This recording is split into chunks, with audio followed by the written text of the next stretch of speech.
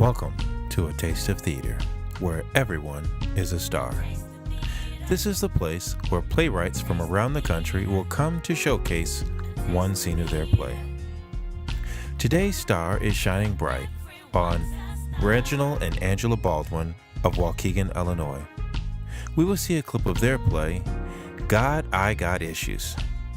And now, let's welcome our host, Victor Gulley.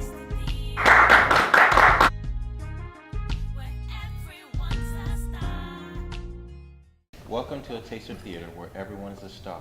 Today's star is shining bright on H.O.P.E Productions, Reginald and Angela Baldwin. We'll see a clip of their play, God, I've Got Issues. And we're recording live at the Christian Arts Auditorium at Christ Community Church in Zion, Illinois. Wonderful. So tell us, what inspired this production?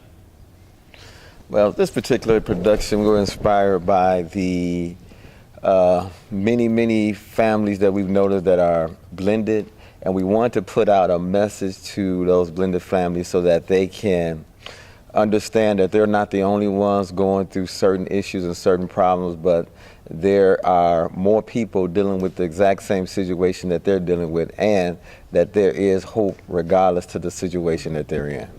Wow. And what was some of the research that you did for this production? Well, I think I'll let my husband, my wife do it. You want to do it, honey? Okay. Anyway, jump in. We normally do a lot of research before anything we write. I do interviews. I do a lot of Googling. I do a lot of research. I do a lot of statistics. So that's the basic things that we normally do before we write a play. That's just what we consider a basic foundation. We want to make sure we get the information right. We want to make sure we're tackling the problems right. You know, a lot of times there's issues and things that need to be addressed, but because we don't do our homework, we have a tendency of not dealing with those issues or dealing with that particular problem. And we're recording live on set, and you guys have put together a marvelous set. So this took a lot of time to put together. Explain one of your core values of having a beautiful set. I'll take that one. You can have it, honey. One of the things that I find really important when we are creating an atmosphere for the audience, if you are sitting in your living room and you're watching TV or eating popcorn, you know, the audience should feel like they're right there with you. I feel like when it doesn't tie in if there's nothing there, so it's an opportunity for us and the audience to connect to what's going on. So you have a kitchen in your house, okay, I know I go in the kitchen, eat, do whatever. You know, in the living room, this is where you relax, and that's what we want to project to the audience. So whatever our play is about, we want to make sure that the audience can connect with the atmosphere and the ambiance of that area. That's awesome. And tell us, how did you get the title, God, I Got Issues? That's for you. That's interesting. I just really think I have been working on another play, and I just realized that people in everyday life had issues, and sometimes we're afraid to admit that we have issues, and I thought would probably be the best way for me to address that in the play would be like, God, I've got issues, and make it personal, because a lot of times we go through things or we have things going on in our life that we don't deal with, but we can find fault in somebody else. It's kind of like, you know, you see the toothpick in somebody else's eye, but you don't notice the 2x4 that's in your own eye. So that's kind of how I came up with that title. Wow. And the production is wonderful. I want people to know that. So this production will be shown again when? I let my wife handle that. November 9th and 10th, right here at the Christian Arts Auditorium. The 9th is a Saturday. The show starts at 7 p.m. On the 10th, it's a Sunday, and we really like to allow the audience just to be able to come. So at 3:30, if those that purchase tickets would like, you can buy tickets to the dinner, so you can come, have dinner, and then watch a play. So you can come straight from church, come on down, have something to eat, and then come watch a play. Now, you've done more than one production, so tell me, how many productions have you written? Seven, eight. Yeah, 8. And what inspired you to go into theater? Oh, that's you. Well, it inspired me to go into theater because I was a youth pastor at a particular church, and we were trying to raise some money to have our youth go out of state.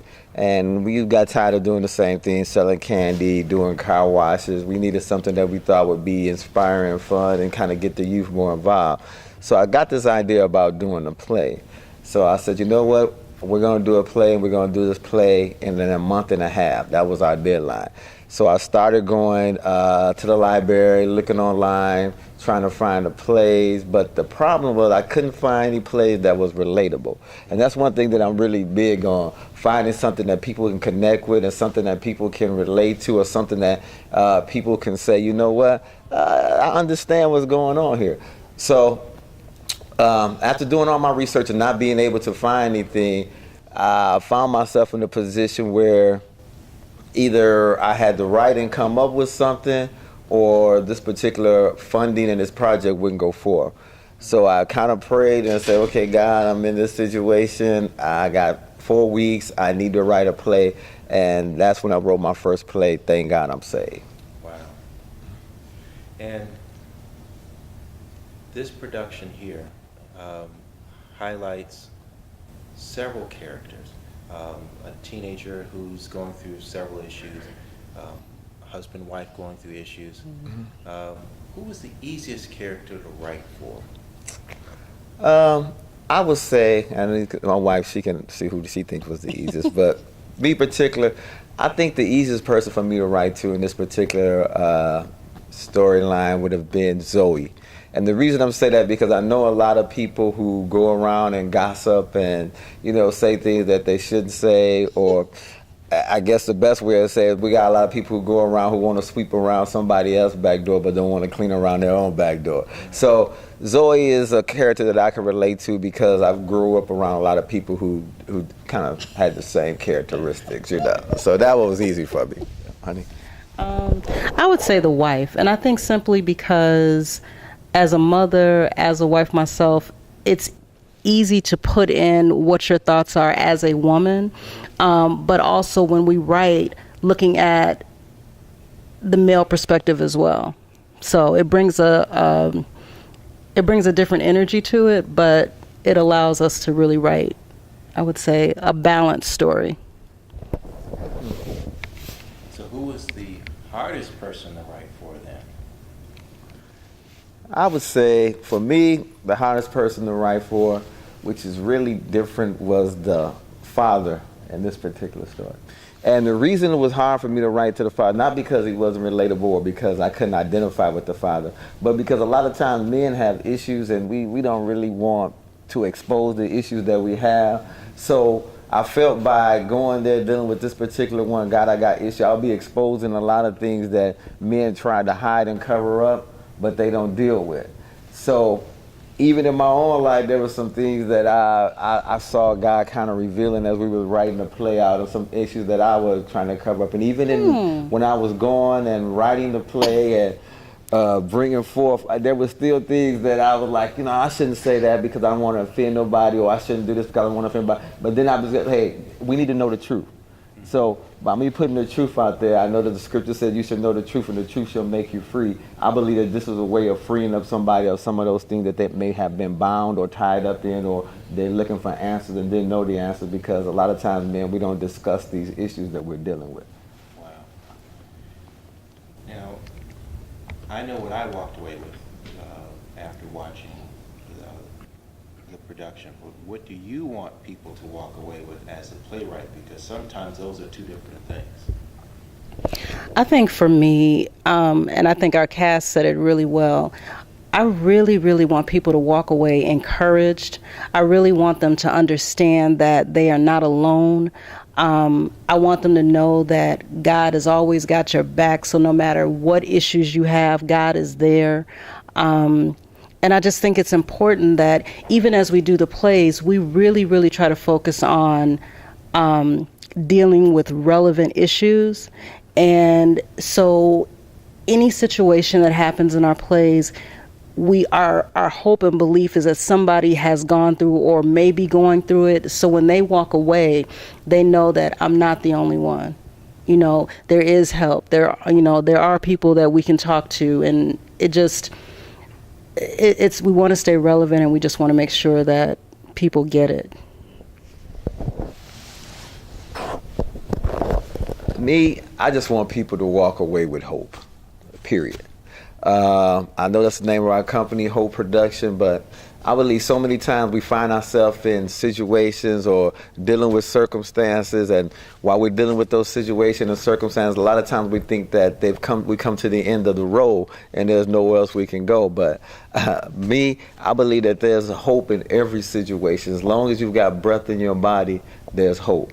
And sometimes I really want people to grasp that no matter how bad the situation is or how bad things may be in your life, that there's hope. There's always hope. And a lot of times because we're based, my hope is based in Jesus Christ, I believe that's the greatest hope that you can have, regardless to what your circumstance or regardless to what you're going through. So that's my foundation, that's my solid rock. And a lot of times when people may be going through the storms in life, or they may be going through a tragedy, or they may be going through some disappointment, that if they just come back to the real hope, which I say is Jesus Christ, they'll figure that things will get better as time goes on. So one of the things I'm noticing is that your ministry is mostly about the hope and love of Jesus Christ. And I call it a ministry because each person writes a little different. Some people write about abusive stories that they want to highlight, but it seems like what I'm hearing, and after seeing this production, it's really based on love and hope. Encouraging people to move on or to get past the circumstances, if that's correct. Yeah, that's one of our goals. Like I said, that's our goal. We always want to encourage people. We want to leave the message when they walk out that there's hope. That's basically what it comes down. There's hope. My wife, what do you feel when it comes to? I'm in agreement. Okay, so we both in agreement there. Love and hope. Okay, man. All right, and what is it that you would like people who are coming up behind you to learn or to know in order to become a playwright and do some of the wonderful things that you've done thus far? Well, I'll take that one first. I would want them to learn and to realize that when you're writing a particular story, do your homework. Do your research. Do your homework. Just don't go out and just have an idea and just decide to write it. And don't just write it from your point of view. Try to write it from a different perspective. You know, a lot of times we get stuck on writing things just from the way we see life, but there's a lot of different ways to see life. There's a lot of different angles in life. So try to write it from a different angle. Just don't get caught writing it from your angle. And to any up-and-coming playwright writer, I would basically say do your homework first. Before you tackle an issue, do your homework on that issue. Well, I'm in 100% agreement. And like I said before, we want to stay relevant. So even besides the research that's done, for example, we talked about in the play, we talk about a particular video game.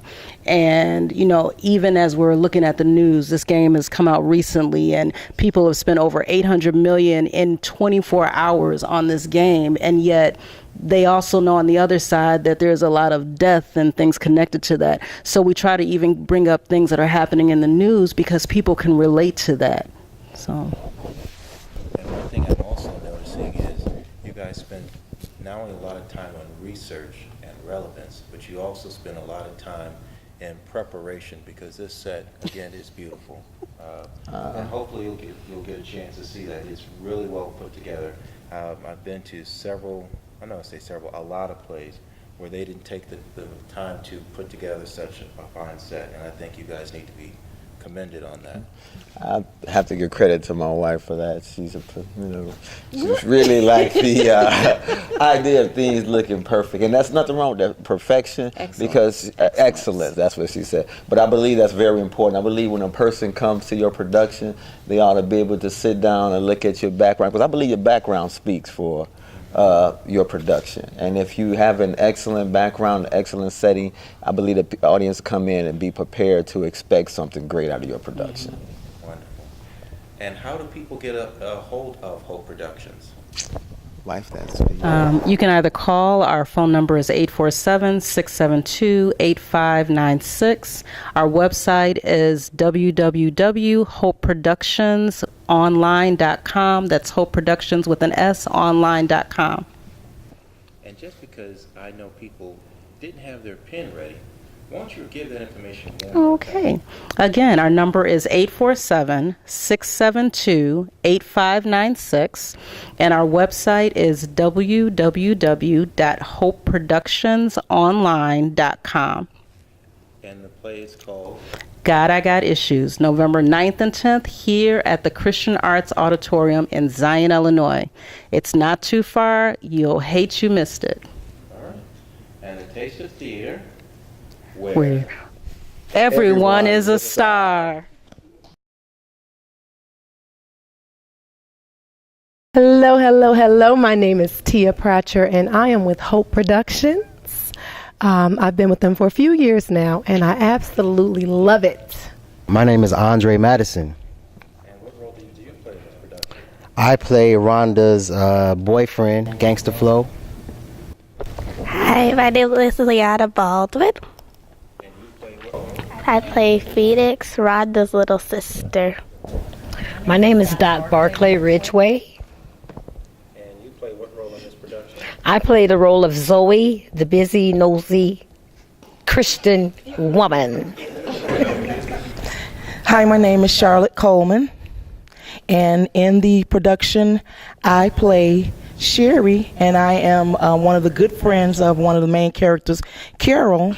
My name is Bryce Smith. I play the role of Gangster Flo.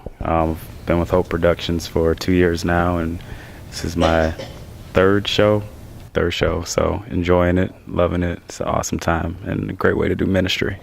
My name is Leslie Bracero, and I have been with Hope Productions for about 5 years now, and I played the role of Carol, who is the wife. And this wife has, in her mind, it made. She feels like she knows it all. She's been married for 20 years. She experienced 2 years of courtship and living a chaste life at home before she got married, so she feels like she has all the answers. My name is Kay Smith, and I've been with Hope Productions for a couple of years now. And the character that I play is Victoria, and I am Zoe's busy Zoe's sidekick. I guess try to rein her in and calm her down, if that's possible. My name is Aja Triplet, and I am the choreographer for the Hope Production dance team. My name is Mike McCauley. I play the father in this production, and he's a mild-centered man who's a firm believer in God and tries to raise his family in a godly atmosphere, and he just got issues. So the biggest thing is God, I got issues is really much speaking on him and his whole entire family. Everyone in this play has issues in the play. Not in real life, right? Seriously, we all have issues. So what it does is it speaks on all of those issues. Hope, meaning helping other people excel. It pretty much helps everybody excels in every situation in life. It speaks on things that we're afraid to talk about in the churches, afraid to talk about in the schools, at home. A lot of people don't discuss certain things at home because for one, the kids are afraid to talk to their parents. They feel like they don't understand. Parents just don't understand. And then the parents don't really talk about these things to the children because they feel like they're not old enough to understand certain things. So what it does is it brings light to everything because, like I said, we're helping other people excel. We allow the kids out there to see, man, one of the kids in the audience could be dealing with that situation. One of the parents could be going through this situation. And even in a real production where you got blended families, where we got a stepson coming in and the wife and the father not really, they having their own issues at the house, but then you got another problem coming in, as one may see, but it just speaks on that. So people that have those issues outside may be able to relate to it, and then they go home and make changes in their life.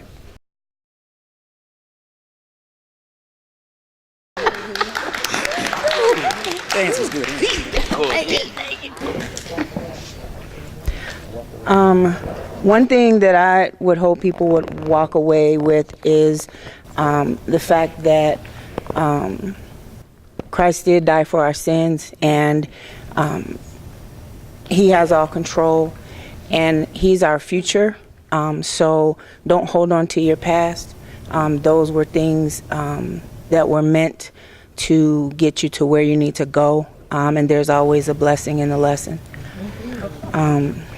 One thing that I hope people will learn is that your thoughts are not facts, and sometimes when you get into your thoughts, they'll take you everywhere. And so just to deal with your facts, and again, that fact is that Christ has all the answers. One thing I can say that I would want them to walk away with is that you're an overcomer. No matter what the situation is, no matter what's going on with you or with somebody else, like, you will overcome. It may not be in that moment, but it will happen. One thing I want them to learn is that it's better to be upfront about anything and everything. Holding things back and trying to bottle up inside is not what's best for you. No matter what the situation, once again, let it out. No matter if you feel like a parent might be upset, no matter if you feel like you might hurt somebody else's feelings, just let it out, pour it out. And even if you need to give it up to God first, hey, that's what you do. What I want people to walk away from this play is the fact that we all have issues. No one is exempt, no one's perfect, no one has all the answers, but the only one that has all the answers and all the solutions to our problems is the Lord. And if we can run to him and put our lives in his hands and trust him and see and know that he holds our times in his hands and he knows the end of our lives at the beginning, that all things will work together for the good to them that love him. And what I want people to learn from this is that we can make it.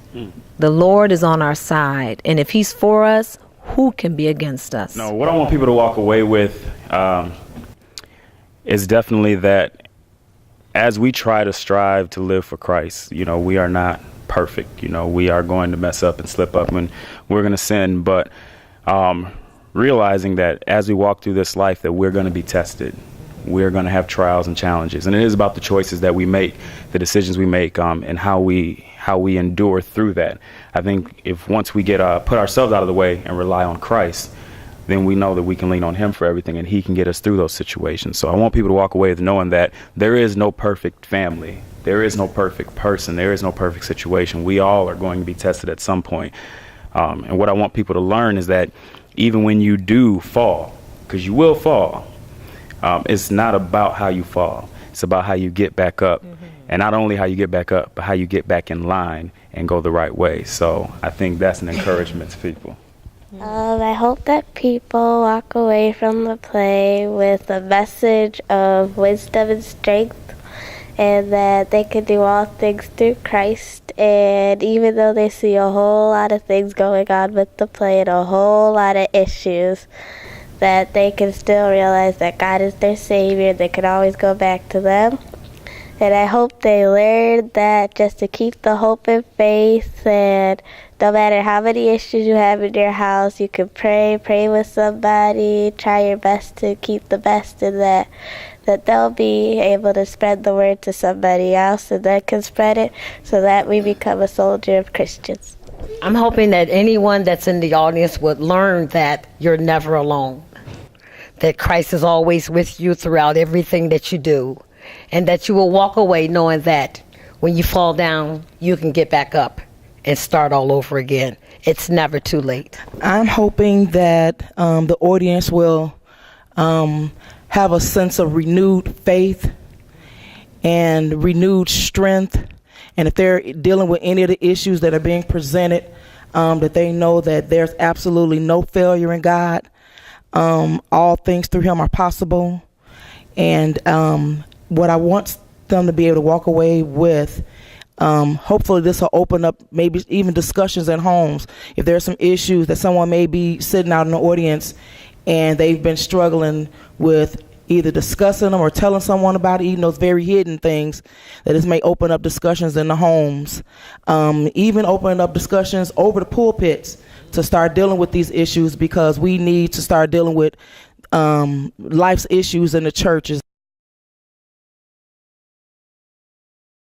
Phoenix, I'm about to be 17, a senior in high school, and I think I'm mature enough to start dating. You think so, huh? Yeah, I mean, after next year, I will be in college. So Mom and Dad is gonna have to start trusting me to date now. Well, you made it bad on yourself when you lied about going to the movies with Jackie and they found out that you was at a party. Girl, that was over a year ago. So? I've been good ever since. Good because you haven't been caught. Hey, okay, that's enough. What they don't know won't hurt them. Yeah, but it could be devastating for you. Look, as far as they are concerned, I've been good. Yeah, right. Who is it? Hey, girl. Ooh, hey, girl. Oh, it's Zoe. Hey, girl. I just saw my honey see you return class, honey. Oh, girl, me and Jonathan were celebrating our 20th anniversary. Come on in and have a seat. Oh, listen. Sherry, this is my friend Zoe. Zoe, this is Sherry, a member from our church. So nice to meet you. Oh, hi. Girl, you missed it last Sunday. What? Pastor Buster preached a good message. Message? Oh, yeah, it was all right, girl. Girl, I can't tell you about the news flash. Hey, Miss Zoe. Hey, Rhonda. Hey. You know what? I was out shopping for dinner the other day. Uh-huh. And I saw CD that you just might be interested in. Okay. Miss Zoe. I'm sure it must be appropriate and take a dollar picture right here on the front. What? That's not just my picture. It's like my over here. What are these people doing all this? Really have to counsel me about this marriage thing. Now. Let me tell you, girl. Don't let somebody else's issues become your issues, too. Oh, you're right. You're right. See, that's why you are my friend. Girl, I love you so much. Love you too, girl. Thank you for being there for me. Girl, that's what friends are for. Amen. And remember to read the good book, girl, because it has all the answers. I know.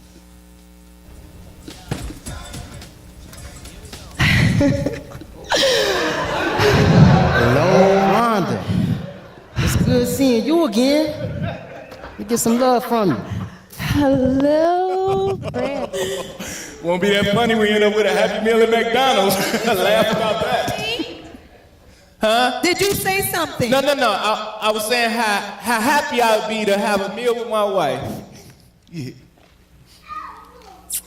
We gonna be late. Well, what do you think? What? Are you? Ooh, that was quick. Girl, you are as beautiful now as you was the first time I met you. I know, honey. 20 years and we don't look a day over 30.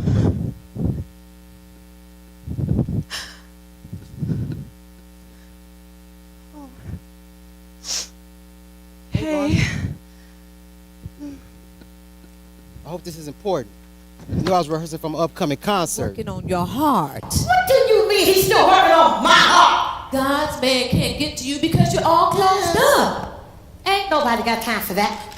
You better listen to the love doctor. Whenever I go out with a man, I make sure I bring one of these with me. Ooh, I know What that. in the world? I know that. She's something else. I know this now.